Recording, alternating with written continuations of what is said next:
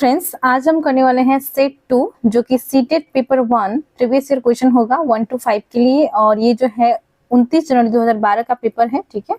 और इससे संबंधित हम सीडीपी के क्वेश्चन इस वीडियो में करने वाले हैं। इससे पहले हमने सेट 1 कर लिया है जो कि 26 जून 2011 का पेपर था, और इससे संबंधित हमने सीडीपी ईवीएस और मैथ के क्वेश्चंस को भी कंप्लीट कर लिए। वीडियोस को नहीं देखा है तो सीटेट दिसंबर 2025 नामक प्लेलिस्ट बना हुआ है, उस प्लेलिस्ट में जाकर देख लीजिए। हालांकि प्लेलिस्ट का नाम अब चेंज हो जाएगा क्योंकि फरवरी में आपका एग्जाम होने वाला है, तो सीटेट फरवरी 2025 नामक प्लेलिस्ट आपको देखने को मिल जाएगा चैनल पर। तो शुरू करते हैं वीडियो को। तो देखिए, बाल विकास एवं शिक्षा शास्त्र के क्वेश्चन हो गए, यानी कि सीडीपी के क्वेश्चन होंगे, चाइल्ड डेवलपमेंट एंड पेडागोजी। प्रश्न है, एक शिक्षक प्रश्न पत्र बनाने के बाद यह जांच करता है कि क्या प्रश्न परीक्षण के विशिष्ट उद्देश्यों की परीक्षा ले रहे हैं। यानी कि एक शिक्षक ने जो है प्रश्न पत्र को बनाया, ठीक है। इसके पश्चात वो क्या जांच कर रहा है, प्रश्न पत्र में यह जांच करने का प्रयास कर रहा है जो प्रश्न पत्र है, ये जो है जो परीक्षण जो लिया जा रहा है उसके उद्देश्यों को जो है ये परीक्षा ले पाएगा या नहीं ले पाएगा, उसमें उस प्रश्नों को मैंने शामिल किया या नहीं, इसका वो जांच कर रहा है, ठीक है। तो वो मुख्य रूप से प्रश्न पत्र की या के बारे में, डैश के बारे में चिंतित है, ठीक है। तो किस चीज के बारे में चिंतित है, आपके ऑप्शन है वैधता, संपूर्ण विषय वस्तु को शामिल करना, प्रश्नों के प्रकार, विश्वसनीयता। तो यहाँ पे देखिए करेक्ट हो जाएगा आपका वैधता। वो वे जो है, जो शिक्षक जो है जिन्होंने प्रश्न पत्र तैयार किया है, वे जो है ये जांच करना चाहते हैं कि प्रश्न पत्र का जो है वैधता है या नहीं है, ठीक है। यानी कि वे जो है विशिष्ट उद्देश्य को पूर्ति करता है या नहीं करता है, उसमें वो प्रश्न शामिल किए गए हैं या नहीं किए गए हैं, ठीक है। तो करेक्ट आंसर हो जाएगा ऑप्शन 1। नेक्स्ट क्वेश्चन है, विवेचनात्मक शिक्षा शास्त्र यह दृढ़ विश्वास है कि, तो विवेचनात्मक शिक्षा शास्त्र क्या है। विवेचनात्मक शिक्षा शास्त्र में जो है लोगों को ये अवगत कराया जाता है कि उनका जो है क्या अधिकार है, उनकी क्या शक्तियां हैं समाज में, ठीक है। और उनका जो है क्या, उनका जो है किन किन चीजों में जो है उन्हें समानता मिलनी चाहिए, ठीक है। ये सभी जो असमानता के नीचे दबे हुए होते हैं उनके लिए ये बहुत ही हेल्पफुल होता है, ठीक है। तो विवेचनात्मक शिक्षा शास्त्र का दृढ़ विश्वास है कि, आपके ऑप्शंस हैं, एक शिक्षक को हमेशा कक्षा के अनुदेशन का नेतृत्व करना चाहिए, शिक्षार्थियों को स्वतंत्र रूप से तर्कना नहीं करनी चाहिए। तो कहीं भी नहीं दिखे तो ये आपको समझ जाना है नेगेटिव है, ठीक है। तो नहीं होगा। बच्चे स्कूल से बाहर क्या सीखते हैं यह अप्रासंगिक है, बिल्कुल भी नहीं। बच्चे जो हैं बाहर से क्या सीखते हैं ये प्रासंगिक होते हैं, क्योंकि वातावरण से, समाज से, अपने दोस्त से, मित्र से बहुत कुछ सीख रहे होते हैं, तो ये बहुत ही इंपॉर्टेंट होती है उनके सामाजिक विकास के लिए। तो ये गलत है, ठीक है। अप्रासंगिक नहीं है बल्कि प्रासंगिक होता है। शिक्षार्थियों के अनुभव और प्रत्यक्षण महत्वपूर्ण होते हैं, तो ये आपका करेक्ट हो जाएगा ऑप्शन 4 इसमें, ठीक है। शिक्षार्थियों के अनुभव और प्रत्यक्षण महत्वपूर्ण होते हैं, ठीक है, विवेचनात्मक शिक्षा शास्त्र में। तो करेक्ट आंसर इसका हो जाएगा ऑप्शन 4, क्योंकि इसमें जो है असमानताओं को जो है बच्चों को अवगत कराया जाता है उससे संबंधित।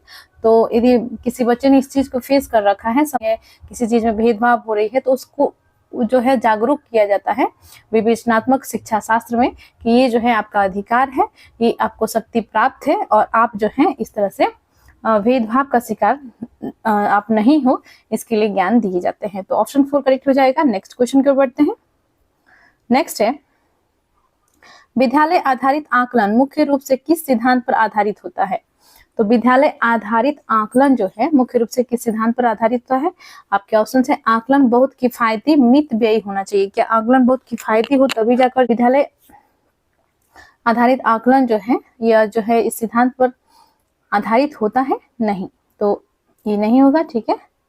नेक्स्ट है, बाह्य परीक्षकों की अपेक्षा शिक्षक अपने शिक्षार्थियों की क्षमताओं को बेहतर जानते हैं। तो यानी कि जो बाह्य परीक्षक जो आते हैं परीक्षा लेने, या जो भी इन्विजिलेटर है या कोई जांच करने, विभिन्न एसडीएम्स वगैरह स्कूल्स में आते हैं, तो वो परीक्षक होते हैं, ठीक है, उन्हें हम बाह्य परीक्षक कहते हैं।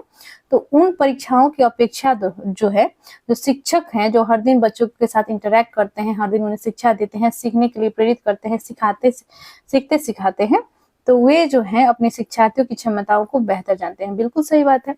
जो बाहरी लोग हैं वो कैसे जानेंगे, ठीक है। तो विद्यालय आधारित आकलन का जो है यह सिद्धांत जो है सही है कि बाह्य परीक्षक जो है की अपेक्षा जो है शिक्षक अपने शिक्षार्थियों की क्षमताओं को बेहतर जानते हैं। तो ऑप्शन सेकेंड ही इसमें राइट हो जाएगा। किसी भी कीमत पर विद्यार्थियों को अच्छे ग्रेड मिलने चाहिए। क्या बच्चों को जो है सिर्फ फोर्स करना चाहिए नंबर के लिए, अच्छे ग्रेड रैंक प्राप्त करने के लिए? नहीं, गलत है ये। विद्यालय बाह्य परीक्षा निकायों की अपेक्षा ज्यादा सक्षम है। विद्यालय बाह्य परीक्षा निकायों की अपेक्षा ज्यादा सक्षम है। विद्यालय सक्षम नहीं, लेकिन शिक्षक जो है जुड़े हुए होते हैं विद्यार्थी से, ठीक है, ये गलत हो जाएगा। तो यहाँ पे करेक्ट जो होगा आपका ऑप्शन सेकंड है। बाह्य परीक्षकों की अपेक्षा शिक्षक अपने शिक्षार्थियों की क्षमताओं को बेहतर जानते हैं, ठीक है। चैनल को अभी तक आपने सब्सक्राइब नहीं किया है तो प्लीज चैनल को सब्सक्राइब कर लीजिए, वीडियो को लाइक एंड शेयर करें अपने दोस्तों के साथ भी, ताकि उनका भी परीक्षा अच्छा जा सके, ठीक है। तो नेक्स्ट क्वेश्चन की ओर बढ़ते हैं। क्वेश्चन 4 है, शिक्षार्थी व्यक्तिगत भिन्नता प्रदर्शित करते हैं अतः शिक्षक को। तो देखिए शिक्षार्थी में जो है व्यक्तिगत भिन्नताएं पाई जाती हैं। विभिन्न बच्चों में जो है अनेक जो है उनके पास टैलेंट होते हैं, इंटेलिजेंस होती है, ठीक है। कोई हो सकता है सिंगिंग में टैलेंट हो, कोई हो सकता है डांसिंग में टैलेंट हो, कोई हो सकता है पढ़ने में उसका बहुत मन लगता हो, कोई हो सकता है साहित्य लिखता हो, ठीक है, इस प्रकार से। तो यहाँ पे देखिए जो शैक्षिक शिक्षार्थी व्यक्तिगत भिन्नता प्रदर्शित करते हैं तो शिक्षक को क्या करना चाहिए? आपके ऑप्शन हैं अधिगम की एक समान गति पर बल देना चाहिए। तो देखिए यदि शिक्षक जो है जो सीखने की तरीका है एक समान जो गति है, कोई बच्चा हो सकता है कमजोर है, कोई बच्चा हो सकता है बहुत ही टैलेंटेड है, ठीक है। तो इस स्थिति में जो है यदि शिक्षक जो है एक समान गति पर जो है अधिगम का जो है तरीका है उस पर जो है बल देते हैं तो ये बच्चों के लिए जो है बहुत दिक्कत होगा इससे, ठीक है। क्योंकि कुछ बच्चे तो समझ जाएंगे लेकिन बहुत से बच्चे जो है नहीं समझ पाएंगे, क्योंकि हो सकता है उस बच्चा को समझने में थोड़ा कठिनाई आ रही हो किसी बच्चे को, ठीक है। क्योंकि सभी अधिकतर जो है हम देखते हैं किसी विद्यालय में यदि आकलन किया जाए तो यही दिखाई देता है कि बच्चे जो है एवरेज बच्चे का संख्या अधिक होता है और जो टैलेंटेड बच्चे हैं उनकी बहुत संख्या कम होती है। कुछ संख्या जो है मंदबुद्धि बच्चे यानी जो है दिव्यांग बच्चों को भी होती है या जो है कमजोर बच्चे होते हैं जो चीजों को जल्दी नहीं समझ पाते हैं। तो ऐसी स्थिति में जो है एक समान गति जो है सीखने का रहेगा तो इससे बच्चों को दिक्कतें आएंगी। तो ये आपका करेक्ट नहीं होगा, ठीक है।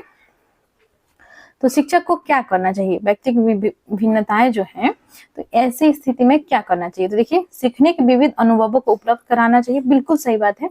यदि विभिन्न अनुभवों के द्वारा जो है बच्चों को सिखाया जाता है तो ये अच्छे से सीख पाएंगे, चीजों को समझ पाएंगे, ठीक है। और एक समान गति न रखते हुए बच्चों को जो है विभिन्न तौर तरीकों से सिखाना और बाल केंद्रित शिक्षा प्रदान करना और जो है प्रिंट रिच इन्वायरमेंट होना चाहिए। वहाँ पे बच्चों के क्लासरूम में जो है दीवारों पे बहुत सी चीजें लिखी होनी चाहिए, ठीक है। इससे बच्चे जो है कुछ कुछ देख कर भी समझ जाते हैं, सीख जाते हैं।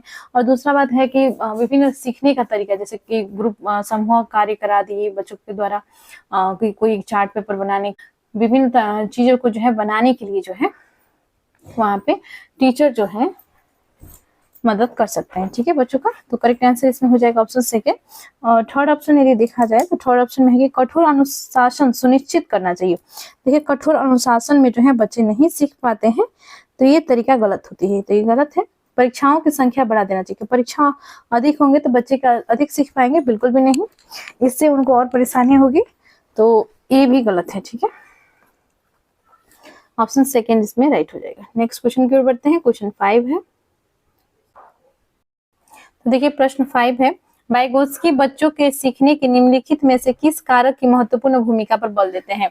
तो वाइगोत्स्की जो है वाइगोत्स्की जो है किस कारक पर बल देते हैं? उन्होंने जो है संज्ञानात्मक विकास का सिद्धांत उन्होंने भी दिया था और उन्होंने जो है सामाजिक संपर्क एवं भाषा के माध्यम से जो है बच्चे सीखते हैं, इन सिद्धांतों पर बल दिया था।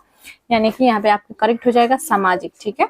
उन्होंने जो है सामाजिक संपर्क और भाषा के माध्यम से जो है बच्चे सीखते हैं ये बताया है, ठीक है। और जहां तक यदि जीन पियाजे की बात करें तो जीन पियाजे ने जो है संज्ञानात्मक विकास का जो है 4 अवस्थाएं बताई है, जिसमें उन्होंने जो है एज के अनुसार से जो है बच्चे सीखते हैं, संज्ञानात्मक विकास उनका होता है।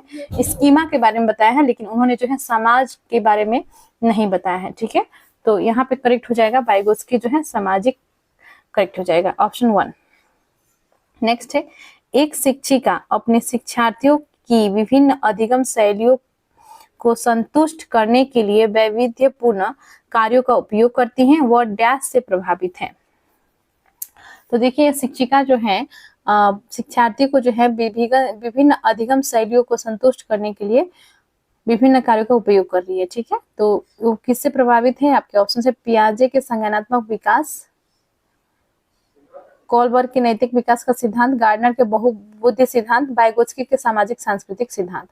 तो देखिए करेक्ट हो जाएगा इसमें गार्डनर के बहुबुद्धि सिद्धांत। ठीक है, ऑप्शन 3 आपका राइट हो जाएगा। इन्होंने जो है हार्वर्ड गार्डनर ने जो है 9 प्रकार के बारे में 9 प्रकार की बुद्धि के बारे में इन्होंने बताया है। ठीक है, और ये जो है गार्डनर के बहुबुद्धि सिद्धांत से जो है वो प्रभावित है, इसलिए जो है उन्होंने जो है विभिन्न कार्यों का उपयोग वो करती हैं अधिगम शैली को संतुष्ट करने के लिए। ठीक है, तो करेक्ट हो जाएगा ऑप्शन 3। नेक्स्ट है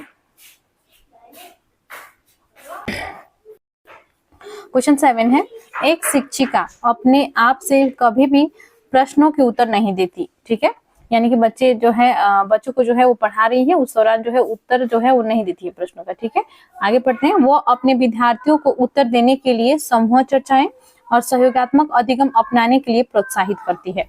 क्या करती है कि वो जो है समूह चर्चाएं कराती हैं, सहयोगात्मक अधिगम यानी कि आप जो है अपने दोस्तों से पूछ लीजिए या दोस्तों से जो है इस प्रश्न के बारे में डिस्कशन कीजिए, समूह में आप जो है उस प्रश्न से संबंधित जो है आप समूह में चर्चा कीजिए। इस प्रकार से जो है वो कहती है कि आप प्रश्न का उत्तर ढूंढे। ठीक है, तो इसके लिए जो है प्रोत्साहित कर रही है। ठीक है, तो यह उपागम डैश के सिद्धांत पर आधारित है। तो किस सिद्धांत पर जो है यह उपागम यानी कि ये पढ़ाने का जो तरीका है, उपागम यानी कि तरीका होता है। ठीक है, तो ये उपागम जो है किस पर आधारित है, किस सिद्धांत पर? आपके ऑप्शन है सक्रिय भागीदारिता, अनुदेशात्मक सामग्री के उचित संगठन, अच्छा उदाहरण प्रस्तुत करना और भूमिका प्रतिरूप बनाना, सीखने की तत्परता। तो देखिए यहाँ पे करेक्ट जो हो जाएगा ऑप्शन 1 ही होगा, क्योंकि सक्रिय भागीदारिता का सिद्धांत पर यह आधारित है, क्योंकि वे जो है बच्चों को जो है सक्रिय रखना चाहती है और बच्चे जो है एक्टिव रहेंगे, सक्रिय रहेंगे, अपने जो है कोई भी कार्य के लिए जो है वो ग्रुप में बात करेंगे, अपने दोस्तों से बातचीत करेंगे। ठीक है, यानी कि उन्हें जो है डायरेक्ट आंसर नहीं मिला टीचर के द्वारा तो वो इसको ढूंढने के लिए जो है एक्टिव रहेंगे। ठीक है, और उनका जो है सक्रिय भागीदारिता रहेगी, यानी कि ग्रुप में वो भाग लेंगे और चीजों को सीखने का प्रयास करेंगे। तो सक्रिय भागीदारिता का सिद्धांत पर आधारित है, ऑप्शन 1 करेक्ट है। नेक्स्ट है, निम्नलिखित में से कौन सा शिक्षक से संबंधित अधिगम को प्रभावित करने वाला कारक है? तो देखिए शिक्षक से संबंधित जो है अधिगम को प्रभावित करने वाला कारक यहाँ पे पूछा गया है। आपके ऑप्शन है विषय वस्तु में प्रमेयता, बैठने की उचित व्यवस्था, शिक्षण अधिगम संसाधनों की उपलब्धता, विषय वस्तु या अधिगम अनुभवों की प्रकृति। तो देखिए करेक्ट जो हो जाएगा इसमें हो जाएगा ऑप्शन 1 विषय वस्तु में प्रवीणता, यानी जो शिक्षक जो है जो शिक्षा देने की कार्य करते हैं और उनमें जो है जो विषय वस्तु उन्हें पढ़ाना है उससे संबंधित उनको कितना नॉलेज है, कितना ज्ञान है, कितना कुशलता है। ठीक है, और वो विषय वस्तु को उनको जो है पढ़ाने की उनमें क्षमता है या नहीं, ये जो है कारक जो है प्रभावित करता है। ठीक है, तो करेक्ट हो जाएगा इसमें विषय वस्तु में प्रवीणता, ऑप्शन 1 राइट हो जाएगा। नेक्स्ट है क्वेश्चन 9, राज्य स्तर की एकल गायन प्रतियोगिता के लिए विद्यार्थियों को तैयार करते समय एक विद्यालय लड़कियों को वरीयता देता है, यह दर्शाता है। तो देखिए जो राज्य स्तर का जो सिंगिंग कंपटीशन वगैरह होती है इसमें क्या हुआ है कि एक विद्यालय ने जो है लड़कियों को वरीयता दी, यानी कि लड़कियों को जो है गाने के लिए जो है आगे जो है उन्हें लाए, यानी कि लड़कों को जो है इसमें प्रोत्साहित नहीं किया गया। ठीक है, तो ये क्या दर्शाता है? आपके ऑप्शन हैं लैंगिक पूर्वाग्रह, वैश्विक प्रवृत्तियां, प्रयोजनात्मक उपागम, प्रगतिशील चिंतन। तो देखिए एक समाज में पूर्वाग्रह बना हुआ है कि लड़कियां जो है गाने में बहुत अच्छी होती हैं और लड़के जो है अच्छे नहीं गाते हैं। ठीक है, तो ये लैंगिक पूर्वाग्रह को दर्शाता है, जैसे कि मानसिकता एक बना हुआ है समाज के लोगों में कि लड़कियां जो हैं गाने में, घर के कामों में अच्छी होती हैं, लड़के जो हैं बाहर के काम अच्छे से कर पाते हैं और लड़कों को जो है बाहर पढ़ने के लिए भेजना चाहिए, लड़की को पढ़ने के लिए नहीं भेजना चाहिए। ये सभी जो मानसिकता है लैंगिक पूर्वाग्रह को दर्शाते हैं। तो करेक्ट हो जाएगा इसमें ऑप्शन 1। नेक्स्ट है क्वेश्चन 10, बीजों का अंकुरण संकल्पना के शिक्षण की सबसे प्रभावी पद्धति है। तो बीजों का अंकुरण संकल्पना के शिक्षण की सबसे प्रभावी पद्धति क्या है? यानी कि बीजों का जो बीज जो है किस तरह से अंकुरण होता है, उसका अंकुरण जो है उसका जो प्रक्रिया होती है स्टेप बाय स्टेप, ये कैसे जो है बच्चों को समझाया जा सकता है इस संकल्पना को। ठीक है, तो ऑप्शन है विस्तृत व्याख्या करना। आप जो है विस्तार से उसको जो है बहुत लंबे चौड़े भाषण दे देंगे, व्याख्या कर देंगे, तो क्या बच्चे समझ जाएंगे? इस तरह से उनको समझने में कठिनाई होगी। ठीक है, तो ये सीखने का जो ये उपागम है, तरीका है, ये सही नहीं होगा। विद्यार्थियों द्वारा पौधे के बीज बोना, उसके अंकुरण के चरणों का अवलोकन करना। तो देखिए, यदि विद्यार्थी जो है बीज को खुद से बोएंगे, ठीक है, और पौधे के बीज को बोएंगे और उसके पश्चात उसके अंकुरण के चरणों को देखेंगे, अवलोकन करेंगे, तो इसे जो है अच्छे से समझ पाएंगे क्योंकि उन्होंने जो है लाइव देखा है, खुद से करके सीखा है। ठीक है, और हमारी जो NEP 2020 है, ये खुद से करके सीखने पर अधिक जोर देती है। तो बच्चों को जो है जितना मैक्सिमम हो खुद से करके जो है कार्य को सिखाना जो है सबसे बेस्ट टीचिंग का तरीका होता है। ठीक है, तो यहाँ पे देखिए, ये सबसे बेस्ट तरीका यही होगा कि वे जो है खुद से बीज बो रहे हैं पौधे का, उसके पश्चात जो है अंकुरण का वो चरणों का अवलोकन कर रहे हैं। तो करेक्ट हो जाएगा इसमें ऑप्शन सेकेंड। यदि थर्ड ऑप्शन देखा जाए तो सैमपट पर चित्र बनाना और वर्णन करना, तो सैमपट पर चित्र बनाने से और वर्णन कर लेने से वो नहीं समझ पाएंगे, तो ये भी नहीं होगा। बीज की वृद्धि कि चित्र दिखाना, चित्र दिखाने से भी जो है अच्छा तरीका जो होगा वो हो जाएगा खुद से जो है वो जब बीज बोएंगे और उसके चरणों को अवलोकन करेंगे तो वो अच्छे से इस संकल्पना को समझ पाएंगे कि बीजों का अंकुरण कैसे होता है। तो करेक्ट जो होगा इसमें ऑप्शन सेकेंड ही हो जाएगा। अगला प्रश्न है हमारा, जब बच्चा फेल होता है तो इसका तात्पर्य है कि, तो देखिए बहुत ही इंपॉर्टेंट क्वेश्चन है ये कि जब बच्चा फेल होता है तो इसका क्या तात्पर्य होता है। आपके ऑप्शन से जब बच्चा पढ़ाई के लिए योग्य नहीं है, क्या जब बच्चा फेल होता है तो इसका मतलब यह होता है कि बच्चा जो है पढ़ाई के लिए योग्य नहीं है, बिल्कुल भी नहीं, गलत बात है, ये गलत हो जाएगा। बच्चे ने उत्तरों को सही तरीके से नहीं किया है, क्या इसका मतलब ये होता है कि बच्चों ने जो है उत्तर को सही तरीके से नहीं किया है, ये भी नहीं होगा। बच्चे को प्राइवेट ट्यूशन लेनी चाहिए थी, क्या जो बच्चे जो है फेल हुए हैं उन्हें जो है प्राइवेट ट्यूशन लेने की आवश्यकता है, उन्हें प्राइवेट ट्यूशन लेनी चाहिए थी, नहीं, ये भी गलत हो जाएगा। व्यवस्था फेल हुई है, बिल्कुल सही बात है। यदि कोई बच्चा जो है फेल होता है इसका अर्थ यही है कि व्यवस्था ही फेल हो गई। ठीक है, व्यवस्था फेल हुई है। ठीक है, तो करेक्ट होगा ऑप्शन 4। ऐसा इसलिए कहा जाता है क्योंकि कोई बच्चा फेल होता है उसके पीछे जो है जो कारक हैं वहाँ के शिक्षक होंगे, विद्यालय होगा, वहाँ के लोग होंगे। ठीक है, बच्चा जो है फेल होने के पीछे जो है उसका जो है एनवायरनमेंट, उसका जो शिक्षा दिया गया वो सही तरीक़ा से नहीं दिया गया, इसी कारण से बच्चा फेल हुआ। जो व्यवस्था है, शिक्षण व्यवस्था जो है वो पूरा तरह से जो है सिस्टम ही फेल हो गया, यह माना जाता है। ठीक है, तो करेक्ट आंसर इसका हो जाएगा ऑप्शन 4। आप सीटेट की परीक्षा देने जा रहे हैं, आपको सीटेट के परीक्षा में जो है बच्चों को ही भगवान मानना है। ठीक है, भगवान मानकर यदि आप चलेंगे, उनके हित में ही आप आंसर देंगे, तभी जाकर आप पास हो पाएंगे। तो इन बातों का ध्यान रखिएगा। ठीक है, आगे बढ़ते हैं। नेक्स्ट है, शिक्षण से अधिगम पर बल देने वाला परिवर्तन हो सकता है। तो शिक्षण से अधिगम पर बल देने वाला परिवर्तन हो सकता है। आपके ऑप्शन है परीक्षा परिणामों पर केंद्रित होकर, बाल केंद्रित शिक्षा पद्धति अपनाकर, रटने को प्रोत्साहित करके, अग्र शिक्षण की तकनीकी अपनाकर। तो शिक्षण से अधिगम पर बल देने वाला परिवर्तन क्या हो सकता है, तो ये हो जाएगा आपका बाल केंद्रित शिक्षा पद्धति अपनाकर। तो बाल केंद्रित शिक्षा क्या है, सबसे पहले ये जान लीजिए। बाल केंद्रित शिक्षा वह शिक्षा है जिसमें जो है शिक्षक जो है सिर्फ एक सहायक के रूप में कार्य करते हैं। ऐसा नहीं कि वो आए, लेक्चर दे दिए और बच्चों को क्वेश्चन आंसर लिखने के लिए कह दिए, नोट बनाने के लिए कह दिए और चले गए, ऐसा कुछ नहीं होता है। बाल केंद्रित शिक्षा में बच्चों को जो है विभिन्न एक्टिविटी कराए जाते हैं, एक्टिविटी के माध्यम से उन्हें सीखने के लिए प्रोत्साहित किया जाता है, समूह कार्य कराए जाते हैं, चर्चा कराए जाते हैं बच्चों के बीच में। ठीक है, और इस प्रकार से जो है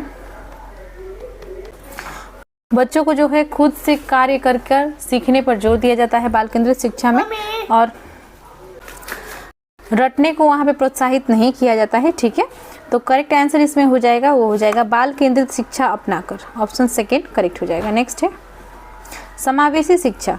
समावेशी शिक्षा क्या है? सबसे पहले आप जान लीजिए समावेशी शिक्षा होता क्या है। तो समावेशी शिक्षा में जो है विभिन्न बच्चे, यानी कि जो भी दिव्यांग बच्चे हैं या जो मंदबुद्धि बच्चे हैं या किसी प्रकार से जो है ग्रसित बच्चे हैं, वे बच्चे जो हैं सामान्य बच्चों के साथ नियमित विद्यालय में शिक्षा ग्रहण करते हैं, ठीक है। और उनकी जो है आवश्यकताओं की चीज़ें होती हैं, जैसे कि हो सकता है जो श्रवण बाधित बच्चे हैं वो सुन नहीं पाएंगे, तो उनके लिए जो है विभिन्न उपकरण उपलब्ध कराए जाते हैं ताकि वो जो है शिक्षा ग्रहण कर सकते हैं। या बच्चे जिन्हें आंखों से दिखाई नहीं देता, जो दृष्टिबाधित हैं, उनके लिए भी जो है ब्रेल लिपि हो गया, ये सभी उपलब्ध कराया जाता है ताकि वो शिक्षा आसानी से ग्रहण कर सके, यानी कि शिक्षा जो है उन्हें सीखने में कोई भी कठिनाई का सामना नहीं करना पड़े, ठीक है। और सामान्य बच्चे भी उन्हीं के साथ जो है पढ़ते हैं और उन्हें जो है समानता की जो है अनुभूति कराया जाता है। ऐसा नहीं है कि उनको जो है कमज़ोर समझना या उनको दया भाव, दया दृष्टि से देखना, ऐसा कुछ जो है एनवायरनमेंट नहीं होता है, बल्कि उन्हें जो है अपनों जो सामान्य बच्चे हैं उन्हीं के साथ समूह में कार्य करने के लिए प्रोत्साहित करना, उन्हें भी शामिल करना विभिन्न कार्यों में, ठीक है। तो इस प्रकार से जो है उन्हें शिक्षा दी जाती है, उसे हम समावेशी शिक्षा कहते हैं। और इसमें जो है कोई भी बच्चा आ सकता है, आर्थिक रूप से पिछड़ा वर्ग के बच्चा हो या विभिन्न सामाजिक रूप से पिछड़ा वर्ग हो, पिछड़ा बच्चा हो, ठीक है। तो ये सभी बच्चे जो है एक साथ शिक्षा ग्रहण करते हैं समावेशी शिक्षा में। तो देख लेते हैं ऑप्शंस क्या क्या है। हाशिए पर स्थित वर्गों से शिक्षकों को सम्मिलित करने से संबंधित है। कक्षा में विविधता का उत्सव मनाती है। दाखिले संबंधी कठोर प्रक्रियाओं को बढ़ावा देती है। तथ्यों की शिक्षा मतारोपण से संबंधित है। तो देखिए ये आपका हो जाएगा यहाँ पे ऑप्शन सेकेंड, कक्षा में विविधता का उत्सव मनाती है, ठीक है। क्योंकि समावेशी शिक्षा का जैसे कि मैंने अभी आपसे बताया कि सभी बच्चे, चाहे वो जो है वो दिव्यांग है या पिछड़े समाज के पिछड़े वर्ग से आते हैं या आर्थिक रूप से, सामाजिक रूप से, किसी भी रूप से जो है वो पिछड़े हैं, हाशिए पर है, ठीक है, या फिर जो है जो सामान्य बच्चे हैं, ठीक है, या इंटेलिजेंट बच्चे हैं, सभी बच्चे जो हैं एक साथ शिक्षा ग्रहण करते हैं, जिसे हम लोग समावेशी शिक्षा के रूप में जानते हैं। तो कक्षा में विविधता का उत्सव मनाती हैं, यानी कि विभिन्न भाषा, कल्चर बोलने वाले बच्चे, विभिन्न प्रकार से जो है ग्रसित बच्चे या सामान्य बच्चे सभी एक साथ पढ़ रहे हैं, तो इसे हम विविधता कह सकते हैं, ठीक है। तो करेक्ट हो जाएगा ऑप्शन सेकेंड। नेक्स्ट है, निम्नलिखित में से कौन सा वस्तुनिष्ठ प्रश्न है? तो देखिए आपके ऑप्शन है वस्तुनिष्ठ प्रश्न, यानी कि ऑब्जेक्टिव क्वेश्चन कौन सा है, ठीक है। तो ऑप्शन है निबंधात्मक प्रश्न, या आपने जो है निबंध लिखने के लिए दिया, तो क्या वो प्रश्न जो है ऑब्जेक्टिव बेस्ड है? नहीं, निबंध तो बहुत लंबा लिखा था है ना ऐसे, ठीक है, तो ये नहीं होगा। लघु उत्तरात्मक प्रश्न, यानी कि आपने जो है लघु उत्तर देने के लिए कोई प्रश्न दे दिया, तो क्या वो जो है ऑब्जेक्टिव बेस्ड क्वेश्चन है, वस्तुनिष्ठ प्रश्न है? ये भी नहीं होगा। मुक्त उत्तर वाला प्रश्न, ये भी नहीं होगा, ठीक है। सत्य असत्य, यानी कि ट्रू और फॉल्स, यदि क्वेश्चन में जो है डायरेक्टली पूछा गया है कि कोई आपने प्रश्न दिया कि जो है जैसे कि ताजमहल जो है आगरा में स्थित है और नीचे आपने दे दिया सत्य असत्य, ठीक है, किसी एक को चुनना है, तो ट्रू है या फॉल्स है, एक बच्चा जो है उसमें टिक करेगा, यानी कि वो जो है ऑब्जेक्टिव बेस्ड क्वेश्चन हो जाएगा। वहाँ पे कुछ एक्सप्लेनेशन की आवश्यकता नहीं होती है, तो हो जाएगा इसमें सत्य या असत्य जो प्रश्न पूछा जाता है, ट्रू और फॉल्स, ये वस्तुनिष्ठ प्रश्न होते हैं। ऑप्शन 4 करेक्ट है। नेक्स्ट है, निम्नलिखित में से कौन सी प्रगतिशील शिक्षा की विशेषता है? तो प्रगतिशील शिक्षा की क्या विशेषता, कौन सी जो है विशेषता है, इसमें ऑप्शंस हैं। तो देखिए ऑप्शंस हैं, समय सारणी और बैठने की व्यवस्था में लचीलापन, केवल प्रस्तावित पाठ्यपुस्तकों पर आधारित अनुच्छेद, परीक्षाओं में अच्छे अंक प्राप्त करने पर बल, बार बार ली जाने वाली परीक्षाएं। तो देखिए जो प्रगतिशील शिक्षा होती है इसकी विशेषता क्या है? तो इसका विशेषता हो जाएगा समय सारणी और बैठने की व्यवस्था में लचीलापन, यानी कि जो है जो समय सारणी है एकदम कठोर नियम नहीं रखा गया है कि इस टाइम में आपको जो है स्कूल पहुंच जाना है, इस टाइम में जो है आपको इतना होमवर्क करके दिखाना है, इतना समय में आपको प्रश्न का उत्तर बता देना है, या बैठने की जो व्यवस्था है आपको इसी जगह पर बैठना है, हर रोज़ यहीं पे आके बैठना है, इस तरह का जो कठोर नियम होते हैं ऐसा नियम जो है नहीं अपनाए जाते हैं, इसमें लचीलापन होता है। इससे जो है बच्चों को जो है सामाजिक जो होता है सोशल डेवलपमेंट का मौका मिलता है। बच्चे जो है दूसरे बच्चों को, कभी किसी बच्चे के साथ बैठे, कभी किसी बच्चे के साथ बैठ रहे हैं तो विभिन्न बातों को शेयर कर रहे हैं आपस में, ठीक है। इससे उनका जो है डेवलपमेंट होता है, सोशल डेवलपमेंट होता है, ठीक है। और साथ में जो है उनका जो है सोशल डेवलपमेंट होती है। और ये जो प्रगतिशील शिक्षा है वो यह बताती है कि शिक्षा जो है बालक के लिए है, बल्कि बालक जो है शिक्षा के लिए है, ये नहीं बताता है, ठीक है। तो करेक्ट आंसर हो जाएगा इसमें ऑप्शन 1। और अदर ऑप्शंस देखें तो केवल प्रस्तावित पाठ्यपुस्तकों पर आधारित अनुच्छेद है ये, नहीं, इसमें जो है ये प्रगतिशील शिक्षा में ऐसा नहीं होता है।